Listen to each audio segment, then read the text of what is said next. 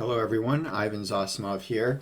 I'm just going to do a quick sort of impromptu review of Ryszard Legutko's book, The Demon in Democracy. I finished it a couple days ago now, and I've been meaning to get my thoughts on it for a while, but I just haven't got a chance to, so I'm doing it now.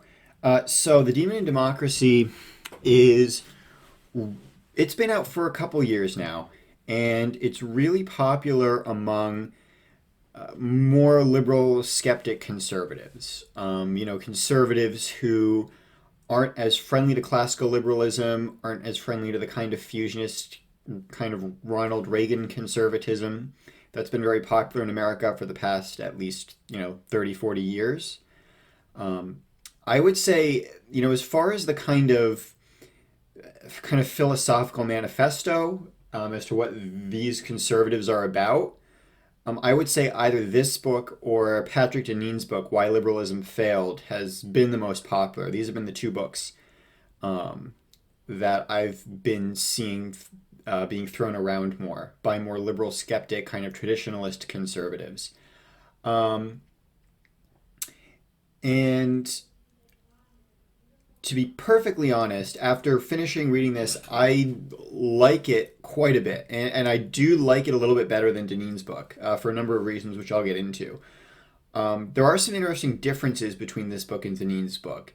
Maybe not differences. I know Deneen, he has a little blurb in the front of this talking about how much he likes this book.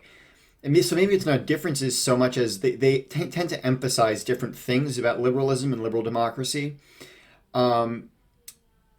Deneen, in his book, his big issue with modern day liberalism is actually kind of, if you think of liberal democracy as two parts, liberal and then democracy, Deneen seems to take much more issue with liberalism as such.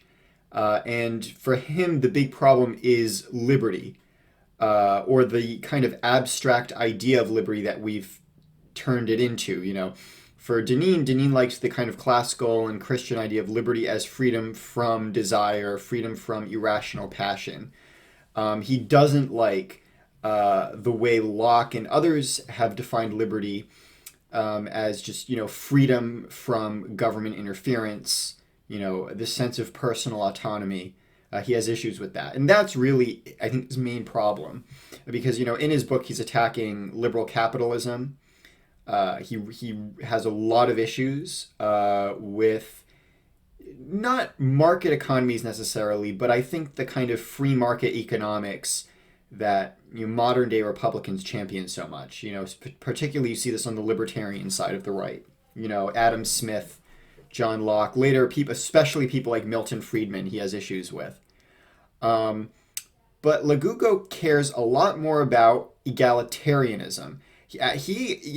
He's more concerned about the democracy part of liberal democracy, in that he's not against democracy at all, but he has an issue with the way democracy has been creeping into places where it maybe shouldn't be.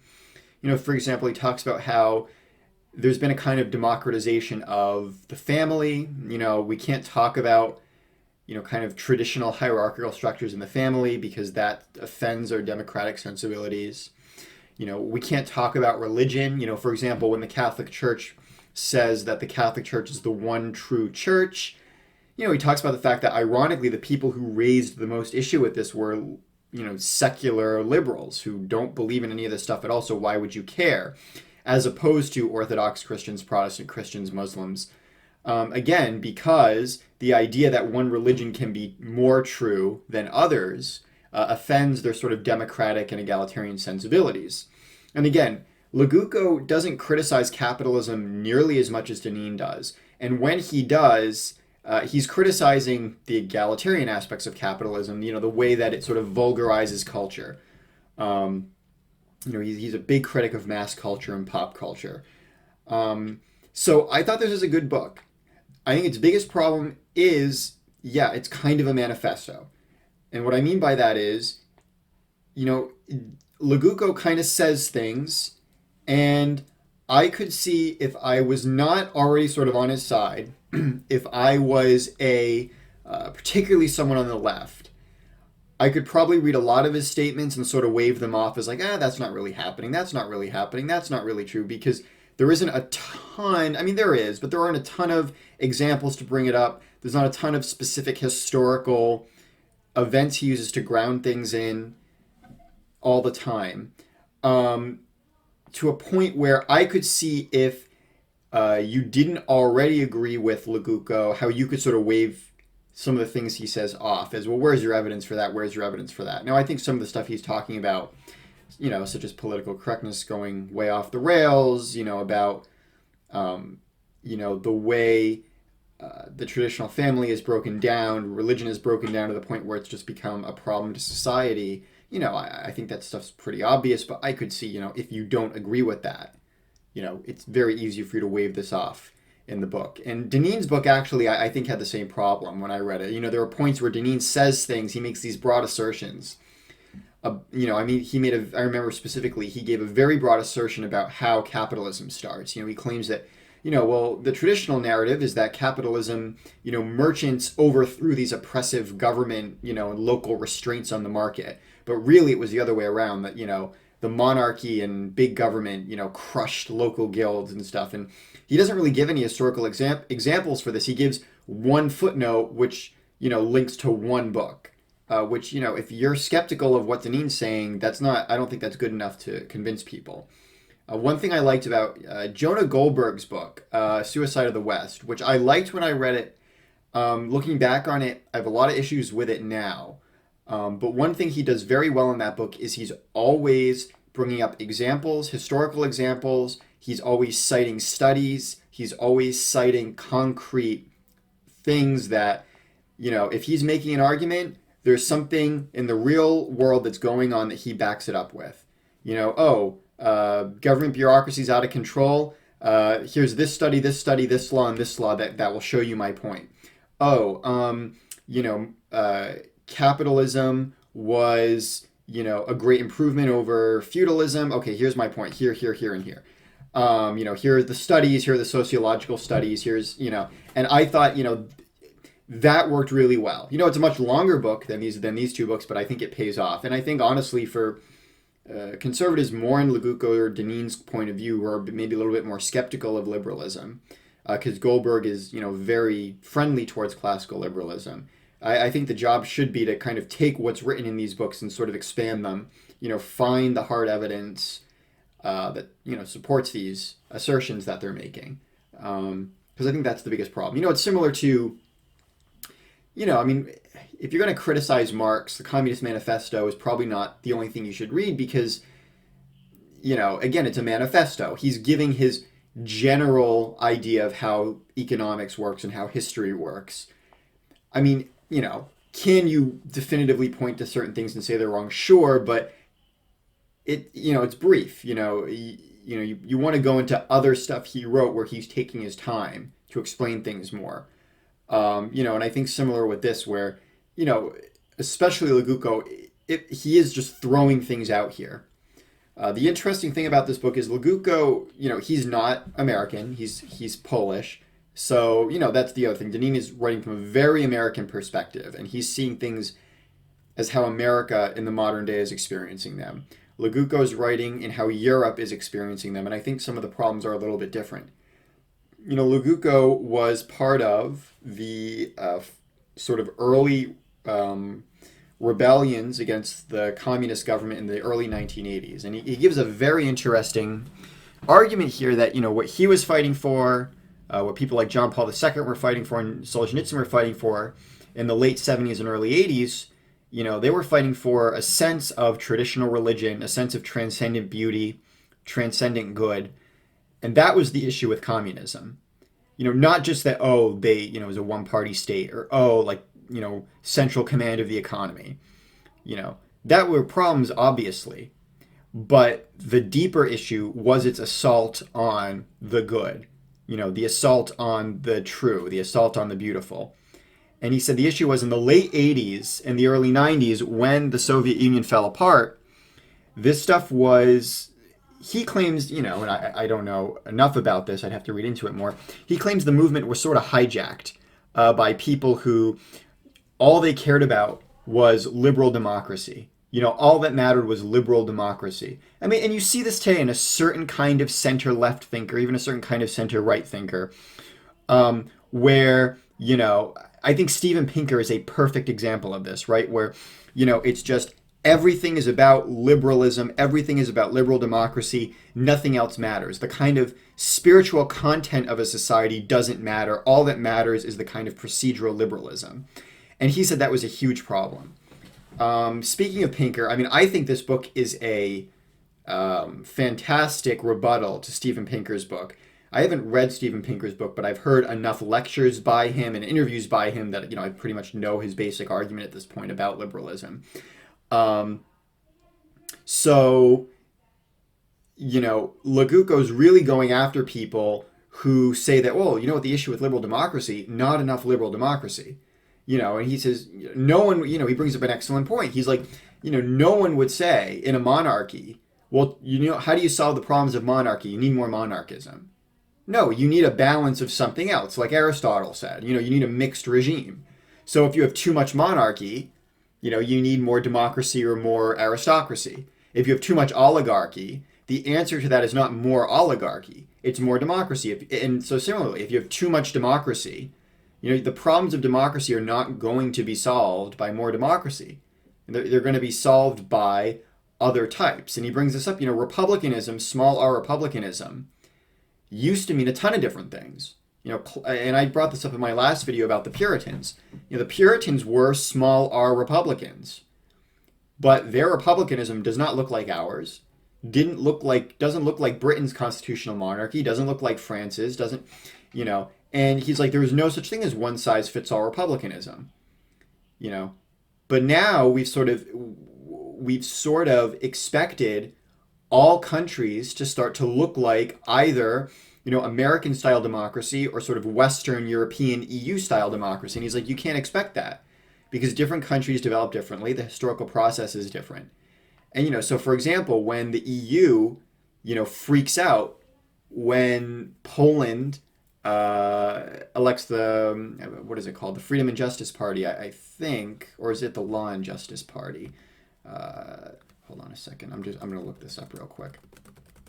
Law and Justice Party. Freedom and Justice is the Egyptian one. So the Law and Justice Party, everyone freaks out because it doesn't look exactly like Western European liberal democracy. And Legutko's like, well, it's not. And that doesn't necessarily mean that it's going to be a bad thing. It, sometimes different isn't always better or worse. Sometimes different is just different. And particularly republicanism has a long history. It means many different things. It can't look, like it does in America. It's not going to always look like it does in the EU. So I thought that was very interesting as well. I'm trying to think it's definitely a 200-page trigger warning. I mean, he does not hold back at all. I think especially a guy coming from Poland, which generally is a more conservative society than America or Western Europe. He's very, very anti LGBT. I obviously don't mean that like he hates gay people, but I mean he is, I think, a sort of traditionalist when it comes to issues of homosexuality. He believes that it is immoral, or maybe he doesn't. I'm not entirely sure, but he has a lot of issues, obviously, with the way the LGBT lobby has been pursuing its agenda. So obviously to Western or to more Western ears, like in America or Western Europe, that's obviously very abrasive upon first reading. I mean, there's a point where he's talking about modern art. He's talking about, for example, why when we, do modern day interpretations of the classics, like Romeo and Juliet.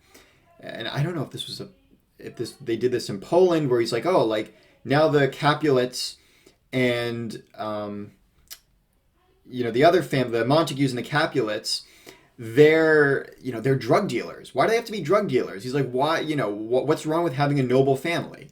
Or like, why, do we sneak in all these sort of modern day social issues into classic works of art, and because he's like, it just seems morally thin and it seems to abuse the original work of art. And there's an exact line where he says that modern artists rape the eyes and ears of their audience, and it's like, wow, like very, very strong language. I mean, he doesn't hold back.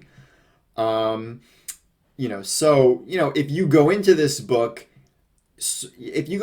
not necessarily agreeing with Legutko and you want to see another point of view, be aware of that. He doesn't pull his punches. He's not. This is not a guy trying to sound very, trying to necessarily reach across the aisle. Again, this is kind of a manifesto in the same way I think in some ways that, the Communist Manifesto is a manifesto. It's not meant to be this sort of reasonable explanation of what is going on. It's a kind of cannonball into a problem, the same way Marx saw himself as, the working classes are under, are being oppressed. He's writing, we're at that 1848 after all these revolutions. There's a very kind of urgency to that book. Here's what's going on. Here's why you have all these revolutions happening. Here's the secret to history is, class struggle. It's very quick. It's very abrasive. He doesn't care who he's offending when he writes that book. Well, this book is the same way. Legutko's writing this right before you get some of the populism in America. So he's writing this a little bit before Donald Trump. He's writing this before you get groups like the Front National in France or the Brexit Party and all this stuff. And he does predict, he says, this kind of crushing monopolistic liberalism, is not going to last forever. There's going to be a kind of populist surge that's going to break it. And he was right about that, maybe even sooner than he expected. So yeah, it's a very good book. I would recommend it. I would say if you aren't automatically sympathetic to what Legutko is saying, I would give it a chance. I could definitely see someone.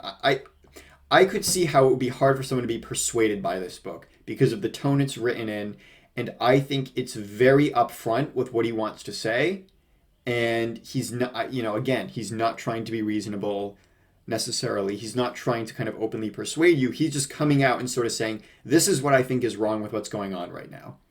So I could definitely see if someone doesn't like that, it could turn them away. But I think it's an excellent summation of what more traditionalist conservatives are worried about, and what they think the solution would be, which Legutko doesn't spell it out, but implied in the book and also implied in Deneen's book is a more mature understanding of republicanism. I was talking about this in my last video with the Puritans. Is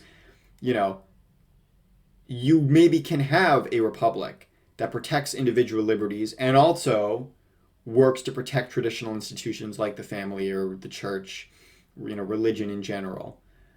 It doesn't have to be either or. I think particularly this whole French-Mary debate, there was a tendency on the David French side to say, well, it's either the government works for some conception of the highest good or we protect your individual liberties. It cannot be both. Either you put up with Drag Queen Story Hour or whatever, offensive thing to traditional conservatives is around, or you risk destroying your individual liberties. And I think what Legutko is trying to say, what I argue with the Puritans, is it doesn't have to be like that. There can be a balance. And so, yeah, I think this is a good book to read. If you have the time, it's a short book. I think it would be excellent to read.